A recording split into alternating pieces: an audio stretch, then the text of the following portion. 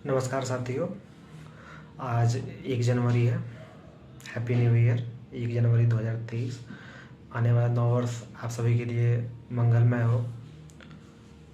मैं अब अपने चैनल के माध्यम से आगामी नेट जेआरएफ की तैयारी कराने की कोशिश कर रहा हूँ, और मैं ऐसा कोशिश कर रहा हूँ कि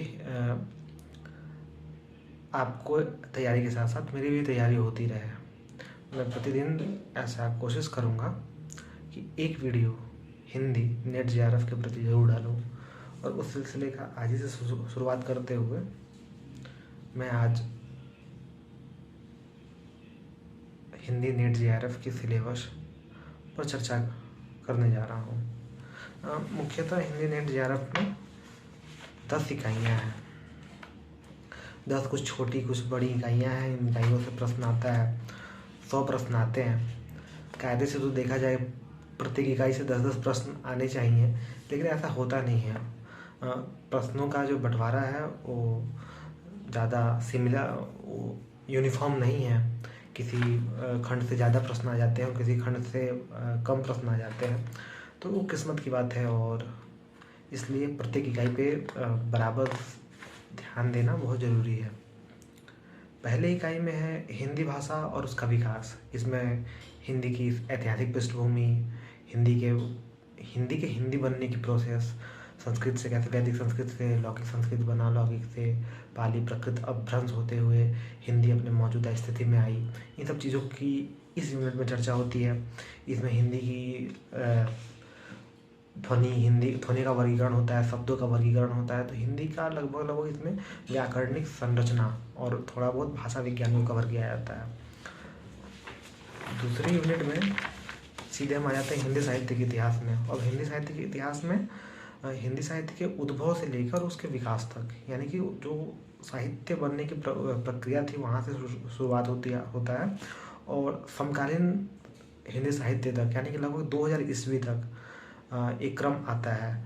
ऐसा नहीं है, बहुत लोग सोचेंगे कि 2000 ईस्वी तक के ही विधाएँ और रचनाएँ नेट जेआरएफ में आएंगी, तो ऐसा भी नहीं है। क्योंकि 2000 के बाद की भी जो प्रमुख रचनाएं होती हैं, कुछ सम्मानित रचनाएं होती हैं, उनको भी दे दिया जाता है, तो उसके बारे में भी ज्ञान रखना ज़रूरी है। लेकिन कमोबेश करके हमें आदिकाल से लेके लगभग हिंदी के शुरुआत में आदिकाल से लेके 1000 ईस्वी पूर्व या 700 ईस्वी या 1000 ईस्वी से लेके लगभग 2000 ईस्वी तक के सारी रचनाओं को, सारे हिंदी साहित्य के प्रमुख रचनाकार को पढ़ना और जानना जरूरी है इकाई 2 के अंतर्गत। एक बात और देखेंगे कि इकाई 2 के अंतर्गत लगभग हमारा सारा सिलेबस कवर हो जाता है, काव्य शास्त्र को छोड़ के और भाषा विज्ञान को छोड़ के।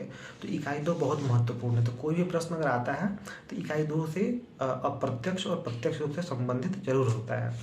इकाई 3 में है साहित्य शास्त्र। साहित्य शास्त्र में भारतीय काव्य शास्त्र और पाश्चात्य काव्य शास्त्र दोनों से प्रश्न आते हैं। प्रश्न की संख्या डिपेंड करती है, ईयर वैरी करते रहता है। किसी ईयर 2 रहता है, कभी किसी ईयर 5, किसी ईयर 10 रहते हैं। तो दोनों से रहता है प्रश्न। भरत मुनि ने कौन सा ग्रंथ है, भरत मुनि का रचना काल क्या है, F.R. लेविस ने कौन सी रचना की है, और ऐसे करके विलियम वर्ड्सवर्थ की रचना कौन सी है। तो इस प्रकार रचनाओं से और उनकी कालक्रम इत्यादि दृष्टिकोण से इस पर प्रश्न बन जाते हैं। इकाई 4 है वैचारिक पृष्ठभूमि। अब कोई भी साहित्य बनता है तो उसके पीछे कुछ ना कुछ विचार प्रणाली अवश्य काम करता है। हिंदी साहित्य भी कई सारे विचार और अपनी पृष्ठभूमियों को लेके आगे बढ़ा है। तो दूसरी यूनिट में ही हम हिंदी साहित्य की दार्शनिक पृष्ठभूमि पर विचार करेंगे, लेकिन इसके अंतर्गत हम नवजागरण यानी कि आधुनिक काल के प्रमुख वैचारिक पृष्ठभूमि पर चर्चा करेंगे, जिसके अंदर भारतीय नवजागरण आ जाएगा। इसके अंदर प्रमुख दर्शन आ जाएंगे, जैसे गांधी दर्शन, लोहिया दर्शन, अम्बेडकरवादी दर्शन। इन सारे दर्शनों की चर्चा करेंगे और इन दर्शनों ने किस प्रकार साहित्य पर अपना प्रभाव छोड़ा, अमिट छाप छोड़ा। क्योंकि साहित्य समाज का दर्पण होता है। ये लोकोक्ति आप हमेशा सुनते होंगे। समाज में क्या चल रहा है, किस तरह के विचारधारा का प्रभाव समाज पे देखा जा रहा है, रचनाकार भी उसी से प्रेरित होकर अपनी रचनाएं करते हैं। तो यह भी बहुत महत्वपूर्ण हो जाता है। इकाई 5वां शुरू हो जाता है अपना विषय से संबंधित सारी चीज़ें आने लगती हैं। इकाई 5 में कविता है। कविता में पृथ्वी रासो से लेके धूमिल की नक्सलवाड़ी कविता, रोटी और संसद कविता, ये समस्त कविताएं हमें पढ़नी पड़ती है। इसमें कविताओं का थीम जानना पड़ता है, उसके अंदर क्या कही जा रही हैं।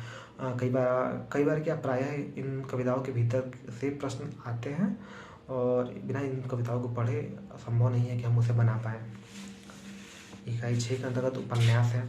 उपन्यास में उपन्यास का जब से शुरू उपन्यास कला की जब से शुरुआत हुई उस समय से लेकर और लगभग 1980 तक के उपन्यासों को इसमें समाहित किया गया है। जिसमें पहला है पंडित गौरी दत्त की देवरानी जेठानी की कहानी और आखिरी उपन्यास है धरती धन्ना अपना जगदीश चंद्र का। इकाई 7वां है हिंदी कहानी। इसमें भी हिंदी कहानी का उद्भव से लेके और लगभग 60-70 के दशक तक की कहानियों को इसमें भी समाहित किया गया है। इसमें बहुत प्रमुख कहानियाँ हैं। कुछ कहानियों को आपने अभी तक पढ़ लिया होगा अपने स्कूली जीवन में, जैसे कि ईदगाह पढ़ ली होगी आपने आकाशदीप पढ़ लिया होगा, उसने कहा था पढ़ लिया होगा। तो ऐसी ऐसी कहानियों करके अच्छी खासी इसमें कहानियाँ का संग्रह है और जो कहानियाँ काफ़ी रोचक भी हैं, पढ़ने में मज़ा आता है और समझने में मज़ा आता है। तो जाने कब मनोरंजन में पढ़ाई हो जाएगी, सिलेबस कंप्लीट हो जाएगा हिंदी का, आपको पता नहीं चलेगा। इकाई 8वें का अंतर्गत है हिंदी नाटक।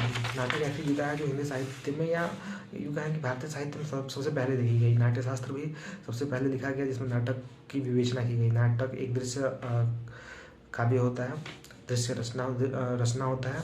इसमें भारतेंदु ने आधुनिक काल में हिंदी नाटकों की शुरुआत की।